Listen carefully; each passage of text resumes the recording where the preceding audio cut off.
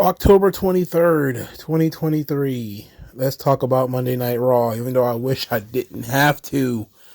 There's a meme on social media. I think it's on Twitter. It's probably on some other sites where they ask you to list your comfort movie, your comfort album, your comfort game, and your comfort television show. At one point in time, Monday Night Raw would have been a good comfort show. You know, as a nice little young wrestling fan, you can always look forward to Monday Night Raw and having a good time. But lately, bro, these Raws are like being standing in the middle of wheat fields. It's the same people having the same matches with the same finishes over and over again. I don't see how the buildings are full. I don't see how anybody thinks that this is a hot product. I look at this and I'm just sick of seeing all of these people. I'm sick of all of these people. All of them. I'm sick of seeing all of them do the same stuff every week. There's not much in the way of news and notes. The only note really is that apparently the MLW lawsuit with WWE, there's going to be a decision by the judge, and the judge will make the decision about whether MLW's accusations can stand up in court. And that judge's decision will make, I don't know when it's going to be, nobody knows, but that's going to decide whether this thing goes forward or not. So the judge can decide, hey, MLW laid out their case, or they laid out their accusations. Can this stand up to scrutiny? Can they actually prove this? Is this actually a worthwhile court decision? And then they're going to make that determination. Now MLW's in a very different situation that they were in a year or so ago when they started this. Well, probably not even a year ago, probably like a couple of months ago when they started this thing. They lost the Rios TV deal. It no longer exists. And so that's official. The wrestling landscape has changed a little bit because now NWA apparently has a television deal too.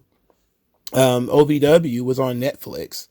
So there's other wrestling companies finding ways to make money, in a WWE dominated environment. Why WWE didn't choose to, well, probably because a lot of this stuff happened since the MLW filed their lawsuit. So if they were to continue this, I would definitely bring up, like, why is it that all of these wrestling companies keep getting TV shows? How can MLW itself keep getting TV shows? But I know that that's not, the be all end all of it. There's a lot of other elements too. But that ought to be an interesting day on the internet when the judge makes his or her decision, which I actually expect to probably be in favor of MLW, if we're being honest. And the reason why I think it's going to be in the favor of MLW is they're probably going to give them the opportunity to do discovery, which is to be able to subpoena information of the records of, did Stephanie McMahon actually ever mention Tubi about MLW? What was the nature of their conversations? Because WWE has admitted that the conversation actually occurred. So there's some things that you could look at there, but a lot of the other stuff is whether AEW turns a profit or not. It's like, I don't understand what that has to do with MLW, and their inability to move forward in as a business. Ring of Honor. Oh, WWE stopped Ring of Honor from doing this. Well, Ring of Honor did the show, for starters. Secondly, the Ring of Honor has gone out of business, is now owned by the same guy who owns AEW. Like, a lot of this stuff, the landscape has changed quite a bit. So I'm very interested in how the judge will rule. But I expect the judge to give MLW an opportunity, at the very least, to try to prove their case in court. Now, I do believe that once it goes to court, WWE is going to destroy MLW. But I expect them to at least, they've been getting helped by the courts to this finish line anyway. So I expect MLW to probably get a little bit more help from the judge before WWE and I'm guessing Endeavor's attorneys either give MLW some money for them to go away, but I guess if they wanted money, they could have paid them out by now and called it a day. But that's really what lawsuits are all about, is settlements. But if they really end up going to court because maybe WWE wants to fight this, then I suppose MLW is going to get a chance, but I don't expect that they'll win. But this just feels like, settlement bait, and we could have been done with this a long time ago. Let's get into Monday Night Raw. We start with the Judgment Day. Oh my God. The Judgment Days are the stars of the show. I mean, they're all over the show too, bro. With this phony, who's going to join the Judgment Day? Nobody's joining the Judgment Day, for Christ's sake. The only person joining is JD McDonough. He's basically already in it. Anyway, Finn Balor and Damian Priest were interrupted by Cody Rhodes. Cody refers to Rhea Ripley as the leader of Judgment Day, says she is their mommy too. She makes all the decisions. She's wheeling and dealing. Priest says that the real story is that Cody is a failure. Then he challenged Cody for Crown Jewel, to which Cody accepted. And now Cody wants to have a preview of their Crown Jewel match. This leads up to a brawl because Jey Uso and Rhea Ripley and all them come out there. And the end of the segment is that once Jey Uso was sort of distracted, kind of taken out by Finn Balor, then we get Damian Priest with the concerto on Cody's ankle, which would have been a good spot if Cody would have actually stayed off TV to sell it. But of course he didn't, because he had to make the heroic save at the end. Whatever. But Rhea Ripley is all up and through this joint. Let's try to do as much Judgment Day as we can at this point. First, Rhea Ripley is talking to Seth Rollins. I'm going to truncate this. Rhea Ripley says you could be a world champion or you could be the world champion. The Judgment Day can make him the world champion. How is he going to accomplish a feat like Roman Reigns has accomplished over 1,000 days as the champion when his back is broken? Seth Rollins doesn't want to deal with the Judgment Day, says he doesn't want to be anything like Roman. The Judgment Day going around making wheeling and dealing is not quite as interesting as it should be. There's no real temptation. There's nothing they can really offer anybody, which is the situation here is like she has nothing to offer Seth Rollins. There's no reason for him to join the Judgment Day. He's got what he wanted already. What is he going to get out of the Judgment Day? That literally doesn't make any sense. All right, they had the women's contract signing, which of course featured Rhea Ripley. All of the women are in the ring. They all signed the contract. Rhea Ripley called it a conspiracy against her, and said that Adam Pearce is trying to control her. But the more he tries to control her, the worse things are going to be for him. She's the most dominant woman in WWE. Really awful promo from Nia Jax. She wants me to squish all of you for her. Zoe, you're smart. I'm like, really? This is terrible. She's being bad on purpose now, right? It's like she's trying to be terrible promo on purpose. And because I don't remember her being this bad on the mic before. She's really trying hard to be this bad. So the plan is that Rhea Ripley is trying to get Nia Jax to beat up everybody on her behalf, so to make it easier for her to win. We end up with a generic brawl, of course, because there always must be a brawl. And it leads to Raquel Rodriguez, and Nia Jax being the last two brawling. They try to get over Raquel as the big, strong girl who takes a little bit more damage and fights from underneath when it comes to Nia Jax. And Nia Jax has to use her tremendous girth to stop Raquel Rodriguez. But this segment was absolutely pointless. And with all the security and the officers and everything, and they still weren't able to stop the brawl, it made everybody look ineffective and dumb. Like, why do we need to have a contract signing for 5 different people? Come on, bro. This is goofy. What a goofy segment. Dominic Mysterio was actually also involved with a segment. And since he's in the Judgment Day, we're going to go ahead and do it here. He came in to put over Logan Paul, who wants to be the United States champion. Logan Paul also agreed that with Ray, actually, that him and Dominic got a lot in common. They're both very passionate, both very talented. Dominic says that Logan Paul is going to be a future champion, and he can't wait until Logan Paul beats his dad. And then Logan Paul decides he's going to continuously mock Samantha Irvin outside the ring. Has her come in the ring, say she did a good job, thanked her for announcing him as the victor at SummerSlam, says he wants her to do it one more time, announce him as the United States champion. Before she did it, Ricochet attacked Logan Paul and Dominic Mysterio. This is going to lead to Ricochet versus Dominic Mysterio next week. I think that NXT should just go ahead and get blessed with the Dominic Mysterio versus Ricochet North American title match. I know that, they're probably saving that for that Nathan Fraser kid, but why not? There's no reason why you shouldn't do that right now. I think teasing Ricochet as a championship contender is good because it puts Dominic in some real danger. It could actually create some interest, and I think you could probably pop a rating if you had Dominic Russell Ricochet on NXT TV. That could be great. In the middle of Raw, it's not going to be worth a damn. It's just going to be the show's 3 hours, for God's sake. Even if you give it some significant time, I don't think it means anything. If you put it, first match, main event on NXT, it could really pop something. So I think you should do it on NXT, but they're going to do it next week on Raw in the middle of the show so Ricochet can beat Dominic, and I'm going to roll my eyes and say that it was kind of dumb, real dumb, especially since it's non-title, which makes it even more dumb. The main event was Damian Priest versus Jey Uso. And Damian Priest wins because Finn Balor distracted the referee. Oh my God, so many distractions on this show. So many referee distractions, especially since the Judgment Day are even worse than the Bloodline, because Roman had exceptional amount of distraction finishes, but these were only on pay-per-view, and he didn't wrestle every pay-per-view. On this, it's every Monday. It's every week. It's like you would think a smart general manager at the very least would. Any time that a member of Judgment Day is wrestling in the ring, the other would be banned from ringside. I mean, that should be almost immediate at this point, right? It should be immediately everybody is banned from ringside.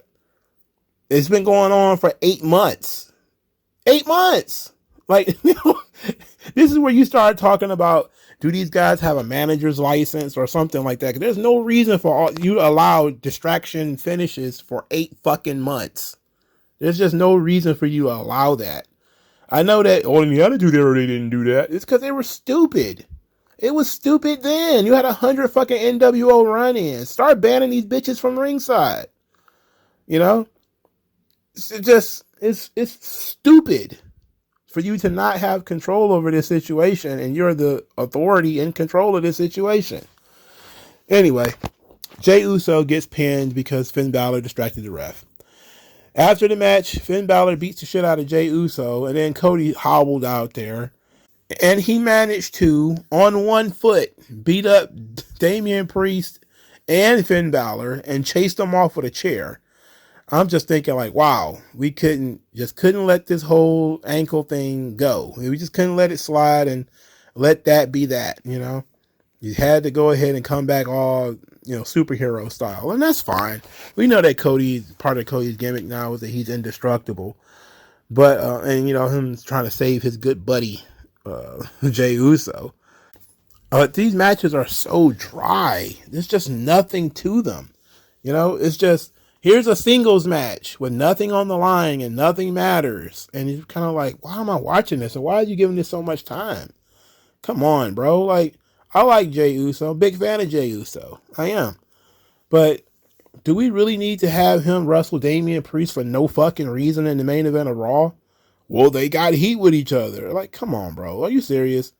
This is not, something you should be giving 15, 20 minutes to. Like, let's be real about this. So the Judgment Day was all up and through this thing. They're still teasing that other people are going to be members of Judgment Day or friendly with Judgment Day. And I wish they would stop doing this.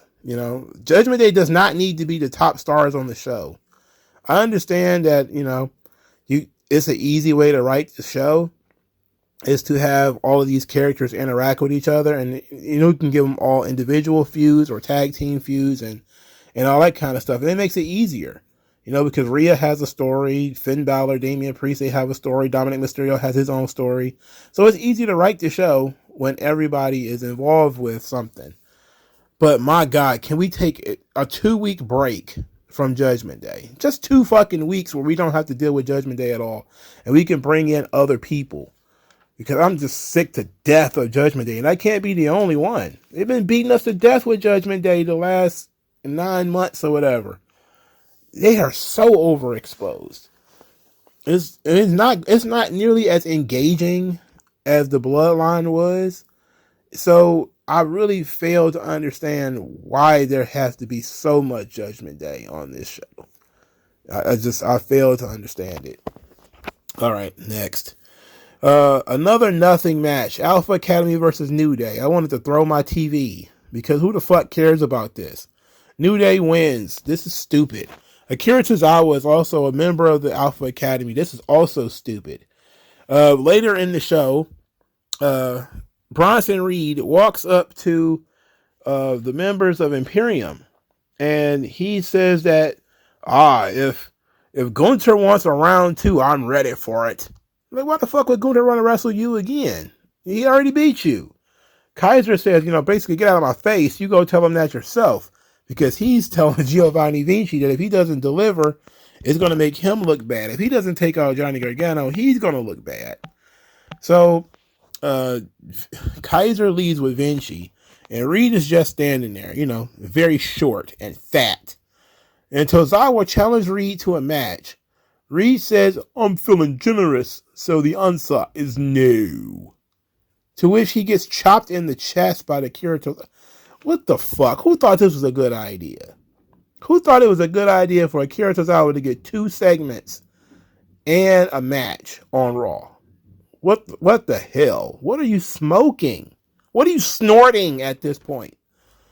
This guy wrestles Akira Tozawa. That match was entirely too long. And then, of course, Bronson Reed won. Later in the show, Akira Tozawa is gifted a belt by the tag team locker room. Because now there's a tag team locker room. Like, the women's locker room.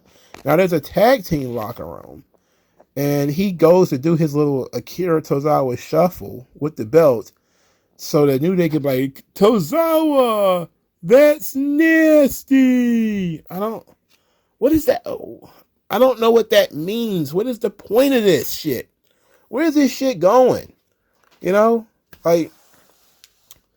know. I thought we were pushing Chad Gable towards something, but no. Apparently, New Day had to win this match, and we don't know why. Because New Day is not going anywhere. They're boring as hell. What is the point of New Day in 2023? What good do they serve? They're not in a feud. They're wrestling other baby faces, and then they give them a consolation prize at the end and dance with them. Who the fuck thought that was entertaining? Like, really, nobody cares about this shit. These guys suck. Becky Lynch cut a promo, says that Indy Hartwell never got a rematch, and she knows that Lyra Valkyria will be there to poke holes in her game. Meanwhile, Xia Li is backstage stalking Becky Lynch. Now, I thought it was Nikki Cross, personally. I had to go on this here internet and figure out that it was Xia Li, because I forgot Xia Li existed. Well, now I know. Indy Hartwell is in her locker room with Candice LeRae, who she hangs out with, almost exclusively. And Candice LeRae is trying to get her all pumped up, trying to motivate her. So then, god awful fucking Natalya shows up. Oh my god, what the fuck? Anyway, Natalya shows up, wishes them well, says that she has a match tonight against Chelsea Green and Piper Niven, but that Tegan Nox got injured in NXT, so she won't be able to be her partner. Bro, paper towel that's been dunked in water is tougher than Tegan Nox. Tegan Nox has got to be the most brittle, fragile pro wrestler I have ever heard of in my life. If you suffer an injury every time you get anywhere near a push, this ain't for you. All right? It's time for Tegan Nox to go find another mode of employment. She needs to go sit in an office at a desk and stack papers for a living. All right? She needs to go do something else. If she can't work for a significant amount of time without getting injured, this ain't for her. All right? She needs to go take up another hobby. All right? This shit it's not working. I don't even want to know what the injury is. I don't care if it's that she got a paper cut. If every fucking time this girl is on TV, she gets hurt, this is not for her. All right? This ain't for you. Your body is not made for this. It's over. It's done. I'm fucking tired of Tegan Knox. Get the fuck out of here with this. Becky Lynch beat Indy Hartwell. Of course she did. Why the fuck wouldn't she? Indy Hartwell sucks. She's literally neck strong giraffe who really can't do much of anything. Well, after the match, Xia Li chopped Candice LeRae in the throat, which was probably one of the more enjoyable things on the show, and said that was a warning for both Indy and Becky. So Xia Li will be wrestling Candice LeRae next week. I don't understand why she's wrestling Candice LeRae and not wrestling Indy Hartwell. She's to wrestle Indy Hartwell. Now, I know she chopped Candice LeRae in the throat, but maybe Candice LeRae, I don't know. Maybe I'm having... Candice LeRae sucks. I mean, she does. She's boring. But I wouldn't use her in this way. I think of the people backstage who might make a good opponent for Becky Lynch, Candice LeRae is a good one because she has so much experience that she might actually be able to get a feud out of Becky Lynch. And that might be somebody you can actually elevate. So using her as a jobber role, probably not the best idea. I would switch those two. I would have Indy, do a gimmick where Candice can't wrestle because she got chopped in the throat, and then you just have Indy Hartwell take up for her. Indy Hartwell gets her shit kicked in. It'd be a lot easier on everybody, but they're not going to do that. So at least Candice LeRae is finally going to wrestle a match. Aren't you excited? I am. So Natalya has her tag team match against Chelsea Green and Piper Niven with her mystery partner. And her mystery partner is Nikki Cross, who is apparently catatonic now. So Nikki Cross with the flat affect walks to the ring. She's not blinking. And she just stands there. And then she decides that she's not going to stand there anymore. And she just walks off. But the whole time she's scarcely blinking. Hasn't really changed her facial expression at all. She looks very, very withdrawn. Internally preoccupied. Okay. Natalya, of course, loses because, of course, she did. And Nikki Cross just walks around like that in a catatonic state for, I don't know how long. But have some experience with people with catatonic states. Usually they don't, walk around. They do look at you and not respond. And don't, are not what they call aroused by the sounds of voices or their own name or anything like that. Yeah, that's it. It can be pretty scary, especially when they decide to start talking, because you never know what triggered the conversation or what triggers their response. But Nikki Cross just continues to be crazy, and I'm pretty sure she was just surprised that her name got called for a match on TV, and then she didn't even get to wrestle that match. She just got to stand there. And they've been doing this for Nikki Cross for 2 years. I have no idea. Ever since they stopped her doing the superhero stuff, she's just been crazy Nikki Cross, and then she's just like randomly crazy, not even consistently crazy. It's like she has various different forms of craziness. Like she's catatonic, she's manic, she's, psychotic, she's destructive. She's, she's got, dependency issues. It's just like 100 different things going on with Nikki Cross. And it's like, okay. And we're all just kind of sitting back like, oh, that old Nikki, she's nutty. And that's it. And we just leave it alone. We're not trying to see what further moves this character forward or anything. We're just sitting here watching. And eventually something's going to happen. Next, Ivar has now, been elevated to Viking god status or whatever. And he feasts on pain and makes chaos serve him. Okay. I think that was a different woman that was talking, because I think Valhalla, aka whatever her name was before, she's the other guy's wife, right? So I think this is a different woman that was doing the voiceover for this vignette. But apparently Ivar of the Viking Raiders is being set to be pushed. But then again, they've done these character profiles for like Ludwig Kaiser and, Gunther, who wasn't even on this show. And Kaiser, when they did the one for him, he wasn't on the show either. So it seems like if you're not going to be featured on the show, they're going to do a character profile for you. And that's a good way of keeping tabs on a wrestler. Yeah, that's good. I don't hate that.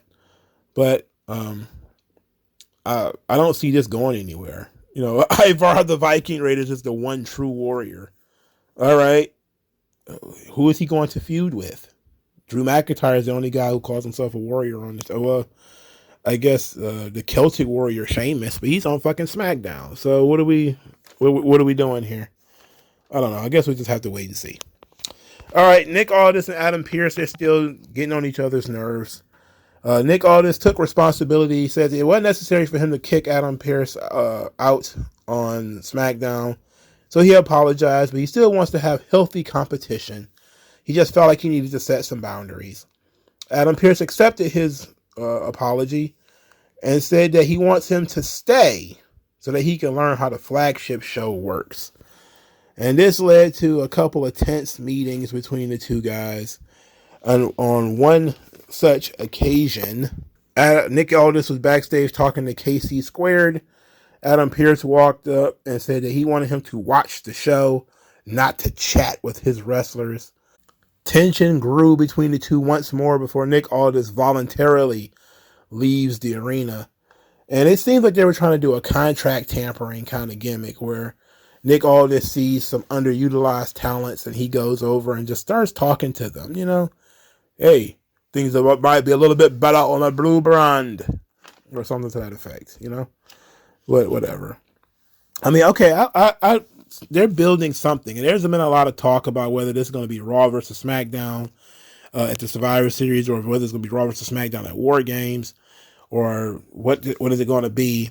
But I think that you're probably going to do that goofy War Games match with the Judgment Day, and you probably can do a Raw versus SmackDown 10-person tag, like a traditional Survivor Series match, and you should have both on the card. Okay, it's a fucking Survivor Series, so you should have Survivor Series matches. I don't know when we got this bug up our ass about War Games. I don't even like War Games, but if it's gonna be brand versus brand again, it's gotta be about something. Otherwise, I don't see the point. Johnny Gargano defeated Giovanni Vinci because once again distractions. Ciampa attacked Kaiser outside the ring. Vinci ends up getting pinned by Gargano. And so DIY will wrestle Imperium next week on Raw. All right. We all saw this coming. Gargano's theme song sucks. Ciampa's theme song is much better. But Gargano sucks. His theme song sucks. Everything he does stinks. So, whatever. Poor Imperium. Poor Ludwig Kaiser. He's stuck with this fucking guy. Shinsuke Nakamura cut a promo, says he was happy to give Ricochet that beating, and he wants to inspire a new opponent, but wonders who is worthy enough to face him. I don't have the slightest goddamn clue. I honestly don't. I don't, and I don't care. It seems like he wants to wrestle somebody he's never faced before, from what it sounds like. Are they setting up for a debut or something? Maybe. That might be the only fun thing, is if some NXT talent pops up and wants to fight Shinsuke Nakamura. And that could be fun at the very least. Who would that be? I don't know. But it could be fun at the very least. Because, I like surprises when you set up the surprise. And they're going to seem to be setting up something here with Nakamura facing somebody he's never faced before. All right, Jey Uso is backstage preparing for his main event where he lost, if you didn't know. Drew McIntyre walked up to him, facetiously apologized, and says he knows what it feels like to have the bloodline cost him a title. But if Jey Uso has any negative feelings about it, he should just get over it. Then he tells Jey that since it's his fault that Sami Zayn is alone, anything that happens to Sami Zayn in this here match is going to be on his head. So Sami Zayn wrestles Drew McIntyre. The match was lengthy. The match was, again, babyface versus babyface. I found it hard to care because I'm just waiting for the distractions, and that's exactly what happened. Rhea Ripley comes ringside, distracts Sami Zayn. Claymore kick.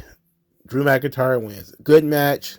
Absolutely abysmal finish, and we all knew what was going to happen. I didn't know that it was going to be Rhea Ripley, but I knew somebody's going to come out there and cause a distraction.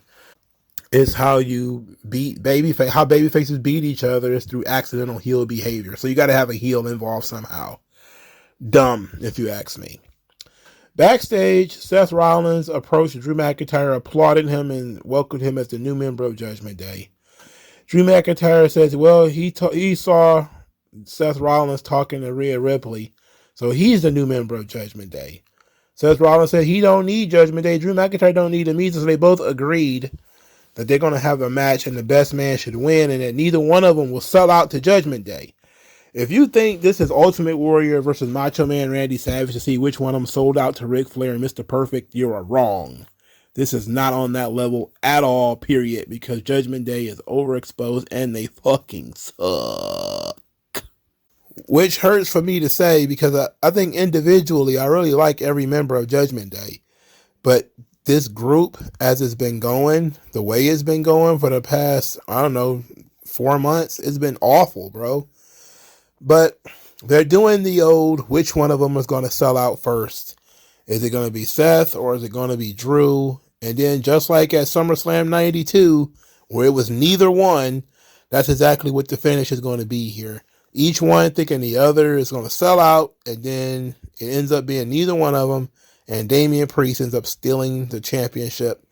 And that's what I think we're getting this solo match for. Because I was wondering why the hell would Damian Priest be wrestling a singles match at the pay-per-view. And I was thinking the only reason he would be wrestling a singles match is that just has to get him on the card. And once he's on the card, he's in the building. And they could actually switch the title right then and there. And most people won't be looking for it. Instead, they'll be looking for other kinds of Judgment Day interference. So I'm guessing they're going to have interference probably on both sides, each member of Judgment Day or different, trying to help either one of them. And it's going to end with Damian Priest being the Money in the Bank winner, as neither one of them sold out to Judgment Day. It was just a distraction. Again, another distraction finish. All right, so Monday Night Raw is boring. This show is too bland. There's not enough happening on this show. I know, football season, so we're going to just coast. But if you want to keep the few people who do want to watch this show awake for most of the show, for Christ's sake, give them something to be excited about. I get it, the energy from the crowd because Cody's going to be out there or Jey Uso, that could be fun. But when you don't do anything and it's just matches that are babyface versus babyface, people are going to eventually get turned off of that stuff. It's not doing you any good. And then the terrible segments too, with the terrible New Day segments specifically, are the shits. Get rid of those things. I don't know what else you can do. I know that they say Gunther's been Intercontinental Champion for 500 days. His absence was felt on this show. We need more Gunther, but hopefully it'll be better next week. I don't think so, but I'm just going to hold out hope. Likes, share, subscribe. I'll talk to you guys later. Peace. Tell me what's worse than learning all that you led to believe was all horse crap. They